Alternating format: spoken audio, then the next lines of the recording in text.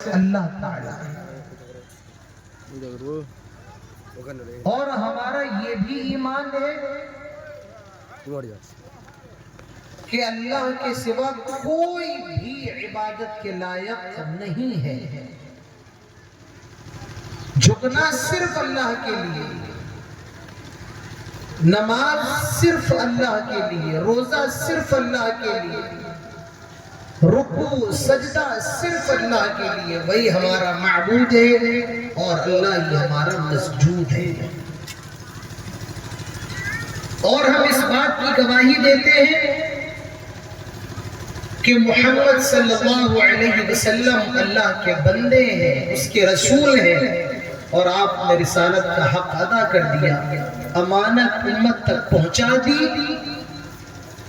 اللهم صل على محمد وعلى آل محمد كما صليت على إبراهيم وعلى آل إبراهيم إنك حميد مجيد. اللهم بارك على محمد وعلى آل محمد كما باركت على إبراهيم وعلى آل إبراهيم إنك حميد مجيد. جب آپ کوئی فارم بھرتے ہیں تو فارم کے اندر لکھا ہوتا ہے کہ آپ کا نام کیا ہے. آپ اپنا نام ڈالتے ہیں کہ میرا نام عبداللہ ہے. اس کے نیچے لکھا ہوتا ہے کہ آپ کا لنگ کیا ہے، آپ مرد ہے یا عورت ہے، پروش ہے یا مہیلا ہے. تو اگر آپ پروش ہوتے ہیں تو لکھ دیتے ہیں کہ پروش، اور اگر آپ عورت ہوتے ہیں، مہیلا ہوتے ہیں تو لکھ دیتے ہیں مہیلا. انسانوں کے اندر یہ دو کیٹیگری ہیں، ایک مرد ہے جسے ہم پروش کہتے ہیں، اور دوسری عورت ہے جسے ہم اور آپ مہیلا کہتے ہیں. جب آپ ٹرین کا ٹکٹ لینے کے لیے جائیں، آپ کو دلی جانا ہے، آپ گئے موبائل پر، آپ نے ریزرویشن کا ایپ کھولا تو نام لکھنے کے بعد ایپ کے اندر لکھنا پڑتا ہے کہ آپ مرد ہیں یا عورت ہیں. تو اللہ تعالیٰ نے دو حصوں میں انسانوں کو بانٹا ہے، مرد اور عورت.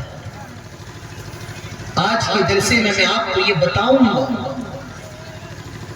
آج میری جو بھی تقریر ہوگی 30 40 50 60 منٹ کی، میں آپ کو یہ بتاؤں گا کہ اسلام عورت کو، مہیلا کو، ایک وومن کو کیا عزت دیتا ہے، کیا مقام دیتا ہے. آج دنیا کے اندر یہ بات بہت مشہور ہے کہ اسلام نے عورت کو پاؤں کی جوتی سمجھ لیا ہے. اسلام نے عورت کو قید کر دیا ہے، جیسے جیل کے اندر قیدی رہتا ہے، عورت کو اسلام پردے کے اندر قید کر دیتا ہے. یہ بات غلط ہے، جھوٹ ہے، سراسر فریب ہے. اسلام نے عورت کو قید نہیں کیا ہے، اسلام نے عورت پر ظلم نہیں کیا ہے. پہلے میں آپ کو بتاؤں گا کہ ہندو دھرم کے اندر عورت کی عزت کیا ہے، پھر میں آپ کو بتاؤں گا کہ عیسائیوں کی یہاں عورت کی عزت کیا ہے، اور پھر میں آپ کو بتاؤں گا کہ اسلام کے اندر عورت کی عزت کیا ہے. آئیے سب سے پہلے ہم ہندو دھرم کو دیکھتے ہیں. آج سے کئی سالوں پہلے ہندو دھرم کے اندر یہ کلچر تھا، ہندو دھرم کی رسم. اگر کسی کا پتی مر جاتا تھا، شوہر مر جاتا تھا،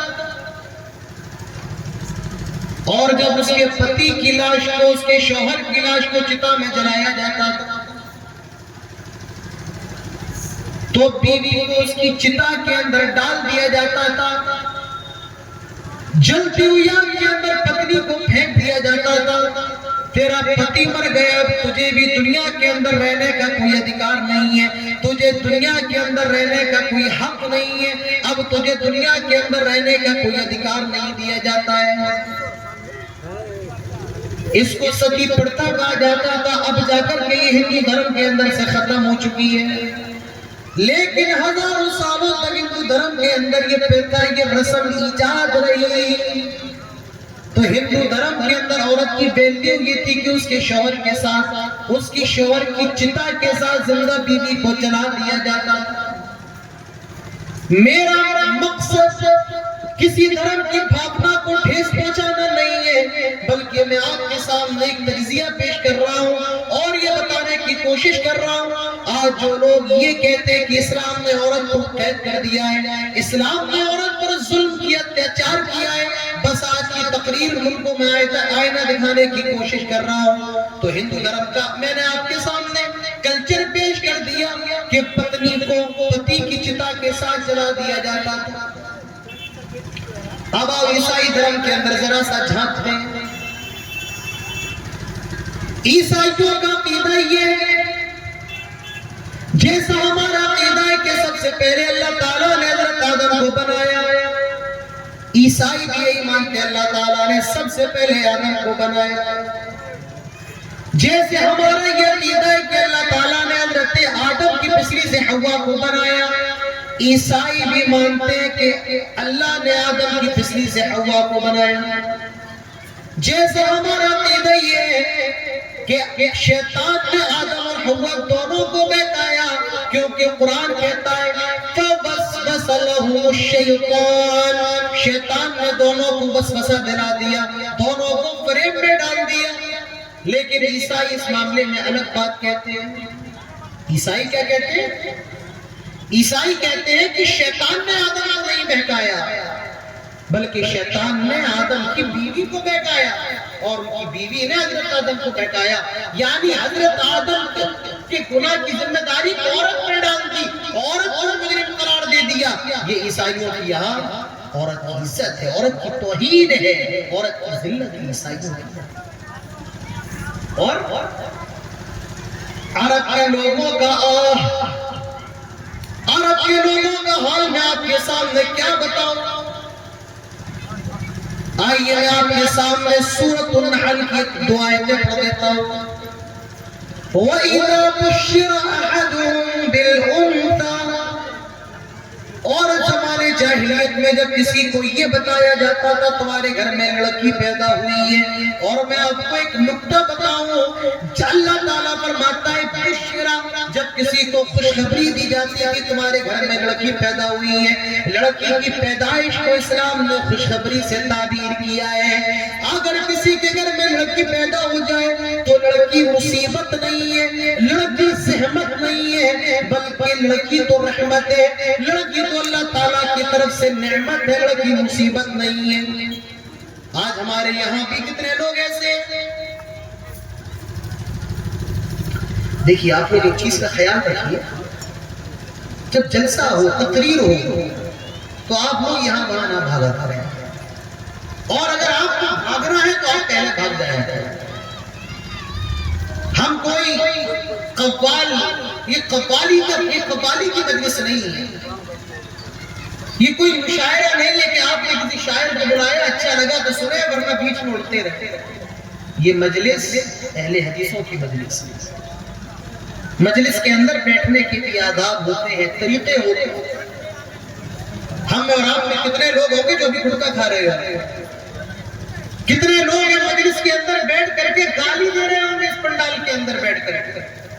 یہ ہمارا اور آپ کا حال ہے، کیا کہا جائے؟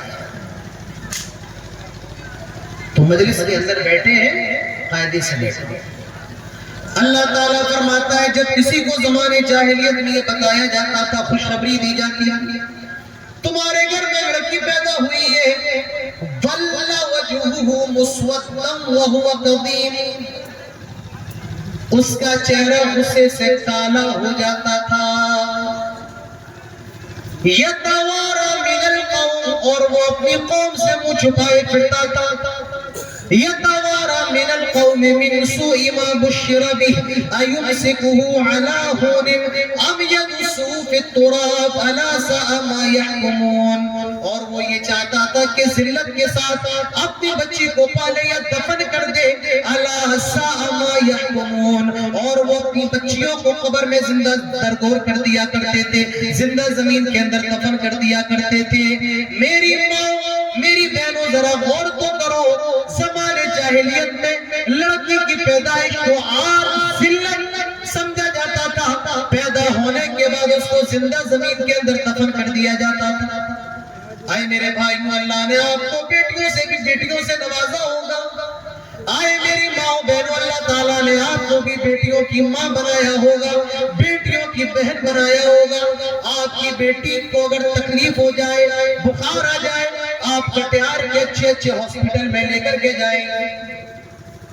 اگر کٹیہار میں بھی علاج نہ ہو سکے تو آپ پورنیہ لائن بازار لے کر کے جائیں گے، آپ پٹنہ بھی لے جائیں گے، دلی بھی لے کر کے چلے جائیں گے، کیونکہ آپ کو اپنی بچیوں سے بہت محبت، اپنی بیٹیوں سے بہت محبت. لیکن کتنے زیادہ کٹھور دل تھے عرب کے لوگوں کے کہ اپنی زندہ بیٹیوں کو زمین کے اندر درگور کر دیتے تھے. ارے انسان تو زندہ جانور بھی درگور نہ کرے، اتنے زیادہ بے رحم تھے، اپنی بیٹیوں کو زندہ زمین کے اندر درگور کر دیا کرتے تھے. اسی لیے اللہ تعالیٰ فرماتا ہے وَإِذَا الْمَوْءُودَةُ سُئِلَتْ بِأَيِّ ذَنبٍ قُتِلَتْ. کل قیامت کے روز ان لڑکیوں سے سوال کیا جائے گا، یہ بتاؤ تمہارے باپ نے تمہیں کیوں دفن کیا تھا؟ اور وہ جواب بھی دیں گی آئے بچیوں کو دفن کرنے والوں، کل قیامت کے روز اللہ تعالیٰ کی پکڑ سے نہیں بچ سکتے ہو. عرب کے لوگ کم سے کم پیدا ہونے کے بعد اپنی بچی کو دفن کرتے تھے. آج کا انسان تو جانور بن گیا ہے، جانور سے بھی زیادہ گیا گزرا ہو گیا ہے. عرب کے لوگ کم سے کم اپنی بچی کو دنیا میں آنے تو دیتے تھے، عرب کے لوگ پیدا ہونے کے بعد دفن کرتے تھے. آج کا انسان مشینوں کے ذریعے پتہ لگا لیتا ہے. پورنیہ گیا، ہاسپٹل میں فارم بھرا، 2000 روپے دیے، ڈاکٹر سے کہا مشین کے ذریعے ذرا پتہ لگاؤ میری بیوی کے پیٹ میں بچہ ہے یا بچی ہے، لڑکا ہے یا لڑکی ہے. مشین کے ذریعے پتہ لگایا گیا. ڈاکٹر نے کہا آپ کی بیوی کے پیٹ میں لڑکی ہے. پتی کہتا ہے، شوہر کہتا ہے میری بیوی کا ابورشن کر دو، میری بیوی کا بچہ گرا دو، میری بیوی کا حمل ضائع کر دو، میری بیوی کا کرم گرا دو. ڈاکٹر کہتا ہے 5000 روپے لگیں گے. اپنی جیب سے 5000 روپے نکال کر دے دیتا ہے اور یہ کہتا ہے میری بیوی کے پیٹ میں جو لڑکی وہ دنیا کے اندر نہ آنے پائے. ارے بے غیرتو، تم تو زمانے جاہلیت کے لوگوں سے بھی زیادہ بے غیرت ہو گئے. وہ کم سے کم دنیا میں آنے تو دیتے تھے، اپنی بچی کو پیدا ہونے کے بعد دفن کرتے تھے. تم نے تو دنیا کے اندر آنے کا موقع ہی نہیں دیا، پیٹ کے اندر ہی مار دیا. کیا جواب دو گے قیامت کے روز؟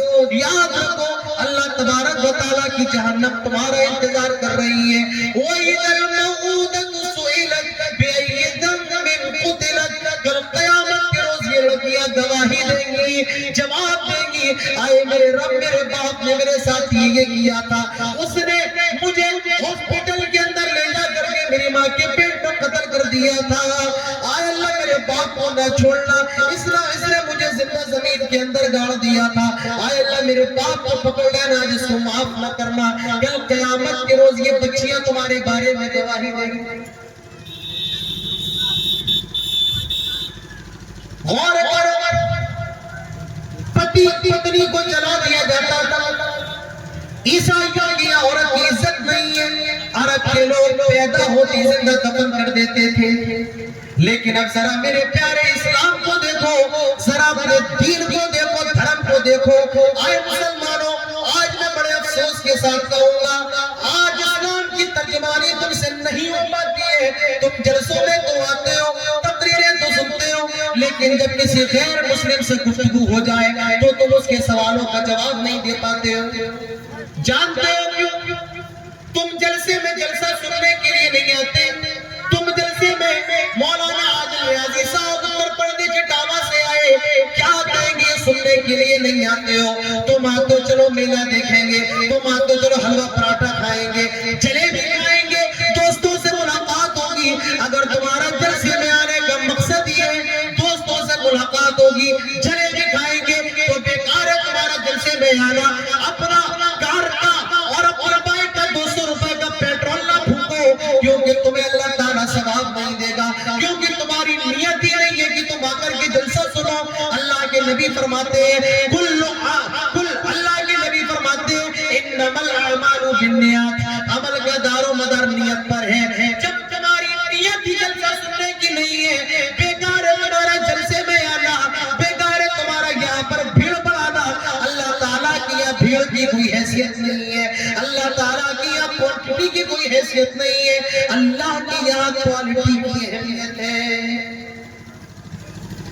اور ایک بات بڑے دعوے کے ساتھ کہہ کر کے جا رہا ہوں، یہ جلسہ کمیٹی بھی سن لے، پنڈال کے نیچے بیٹھے ہوئے لوگ بھی سن لیں، بازار میں ٹہلنے والے بھی سن لیں، جو لوگ اس پنڈال کے نیچے موجود ہیں اور جو لوگ باہر بازار میں جلیبی اور پکوڑی اور چائے پی رہے ہیں، اللہ کی قسم کھا کر کے کہہ سکتا ہوں، اللہ کی قسم پھر کھا کر کے کہہ سکتا ہوں، اللہ کی نظر میں ان لوگوں کی کوئی حیثیت نہیں ہے جو جلسے میں آنے کے بعد بازار میں ٹہلے۔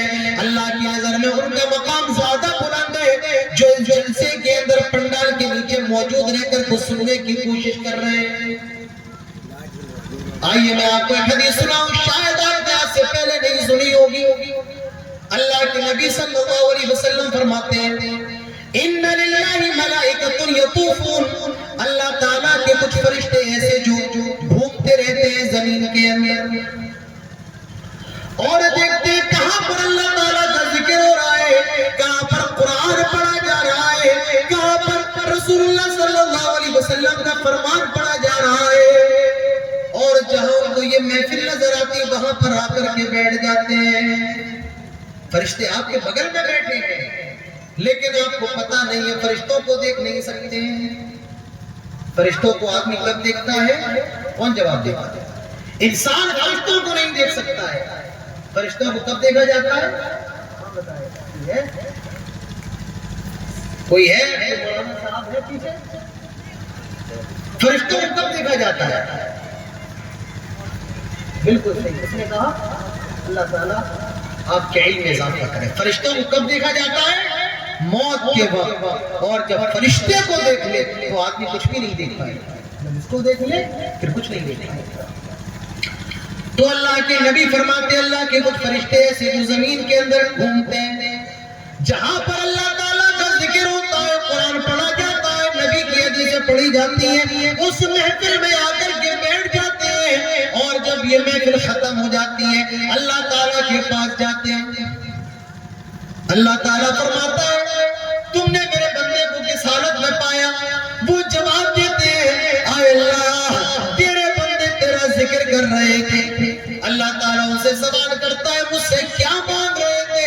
کہا اللہ وہ تیری جنت مانگ رہے تھے۔ کیا مانگ رہے تھے؟ جنت۔ اللہ تعالیٰ پوچھتا ہے کہ انہوں نے میری جنت کو دیکھا ہے؟ فرشتے جواب دیتے ہیں نہیں۔ اللہ تعالیٰ کہتا ہے آئے فرشتوں اگر وہ میری جنت کو دیکھ لے تو کیا کریں گے؟ آئے اللہ اگر وہ تیری جنت کو دیکھ لے تو جنت میں جانے کے لیے اور بھی زیادہ کوشش کریں گے۔ آئے فرشتوں یہ بتاؤ وہ کس چیز سے پناہ مانگ رہے تھے؟ فرشتے کہتے ہیں آئے اللہ وہ تیری جہنم سے پناہ مانگ رہے تھے۔ اللہ تعالیٰ فرماتا ہے کیا انہوں نے جہنم کو دیکھا ہے؟ وہ جواب دیتے ہیں آئے اللہ انہوں نے جہنم کو نہیں دیکھا ہے۔ پھر اللہ تعالیٰ فرشتوں سے پوچھتا ہے اگر وہ میرے بندے جہنم کو دیکھ لے تو ان کا کیا حال ہوگا؟ آئے اللہ اگر وہ جہنم کو دیکھ لے تو جہنم سے بچنے کی اور کوشش کریں گے۔ اللہ تعالیٰ فرماتا ہے آئے فرشتوں گواہ ہو جاؤ، آئے فرشتوں گواہ ہو جاؤ، آئے فرشتوں گواہ ہو جاؤ، جتنے لوگ اس محفل میں موجود ہیں، جتنے لوگ اس جلسے میں موجود ہیں، جتنے لوگ اس کانفرنس میں موجود ہیں، میں ان سب کی مغفرت کر دوں گا، میں ان سب کو معاف کر دوں گا۔ ابھی حدیث پوری نہیں ہوئی، اور اہم حدیث، اور حدیث میں اہم ہے۔ فرشتے کہتے ہیں آئے اللہ ایک آدمی تھا جو محفل کے اندر آیا، اس کا ارادہ قرآن سننے کا نہیں تھا، اس کا ارادہ حدیث سننے کا نہیں تھا، لیکن وہ محفل کے اندر آیا، بیٹھ گیا، وہ سننے کے ارادے سے نہیں آیا تھا لیکن بیٹھ گیا۔ آئے اللہ اس کا کیا ہوگا؟ ابھی کوئی آدمی جلسے میں بیٹھا ہے، کسی کا دوست آ جائے جلسہ سننے کے لیے نہیں آ رہا ہے، بس موبائل لینے کے لیے آیا کسی کا، لیکن اس کی ہمت بیٹھ گیا۔ اللہ کے نبی صلی اللہ علیہ وسلم فرماتے ہیں اللہ تعالیٰ فرشتوں سے کہتا ہے کہ میں اس کے گناہوں کو بھی معاف کر دوں گا، میں اس کے گناہوں کو بھی بخش دوں گا۔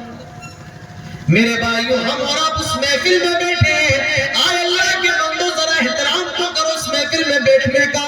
کم سے کم اس محفل میں بیٹھ کر کے گٹکا تو نہ کھاؤ، کم سے کم اس محفل میں بیٹھ کر کے بیڑی تو نہ پیو، کم سے کم اس محفل میں بیٹھ کر کے موبائل تو نہ چلاؤ۔ اللہ کا قرآن پڑھا جا رہا ہے، محمد رسول اللہ صلی اللہ علیہ وسلم کا فرمان پڑھا جا رہا ہے۔ کون سا منہ لے کر کے اور کون سے عمل لے کر کے قیامت کے دن اللہ کے دربار میں جاؤ گے؟ کون سا چہرہ لے کر کے جاؤ گے؟ اپنی نیکیوں کو ضائع نہ کرو، اپنی نیکیوں کو برباد نہ کرو۔ تو میں آپ کو یہ بتا رہا تھا اسلام کے اندر عورت کا مقام کیا ہے، آئیے حدیث میں آپ کو سناتا ہوں۔ اور میں پہلے یہ بھی اعلان کر دوں، اعلان سن لو، جن کو اللہ تعالیٰ نے 2 بیٹیاں دی ہیں، جن کو اللہ تعالیٰ نے 3 بیٹیاں دی ہیں، جن کو اللہ تعالیٰ نے 4 بیٹیاں دی ہیں، وہ خوش ہو جائیں۔ کسی کے پاس بیٹیاں ہوتی ہیں اور بیٹے نہیں ہوتے ہیں تو لوگ اس کو تانا دیتے تیری نسل کا کیا ہوگا،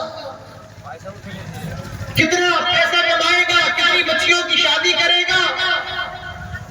میرے بھائیوں، برا نہ مانو، یہ بیٹیاں اللہ نے اگر کسی کو بیٹیاں ہی بیٹیاں دی ہیں تو یہ اللہ کی طرف سے ہے، ہماری اور آپ کی کیا مرضی ہے؟ اللہ تعالیٰ فرماتا ہے یَهَبُ لِمَن یَشَاءُ إِنَاثًا، اللہ جسے چاہے بیٹیاں ہی بیٹیاں دے، وَيَهَبُ لِمَن يَشَاءُ الذُّكُورَ، اور اللہ تعالیٰ جسے چاہے بیٹے ہی بیٹے دے، ہماری اور آپ کی کیا حیثیت ہے؟ تو جس کے پاس 4 بیٹیاں ہیں، جس کے پاس 3 بیٹیاں ہیں، یا کم سے کم 2 بیٹیاں ہیں، وہ یہ حدیث سن لے۔ اللہ کے نبی فرماتے ہیں من آل جاریتین، جس کے پاس 2 بیٹیاں ہیں، حتی تبلغ جاء یوم القیامہ، اور وہ اپنی بیٹیوں پر خرچ کرتا ہے، اپنی بیٹیوں کو پڑھاتا ہے، ان کو کھانا کھلاتا ہے، بیٹ اور بیٹی کے اندر فرق نہیں کرتا ہے۔ اللہ کے نبی فرماتے ہیں ایسا باپ اور اللہ کے نبی قیامت کے دن اتنے زیادہ قریب ہوں گے۔ وَضَمَّ أَصَابِعَهُ، آپ نے اپنی دونوں انگلیوں کو ملا کر کے ایسے کر دیا، جتنی قریب دونوں انگلیاں ہیں، قیامت کے روز 2 لڑکیوں کا باپ اور اللہ کے نبی ہوں گے۔ یہ چائے والے بند کر دو، چائے بند کرو، چائے جتنے چائے والے چائے بند کر دو۔ آدھا گھنٹہ ہوا میں نے نہیں روکا ہے، آپ کو پلانا ہے، بعد میں پلائیے۔ چائے والے سارے بند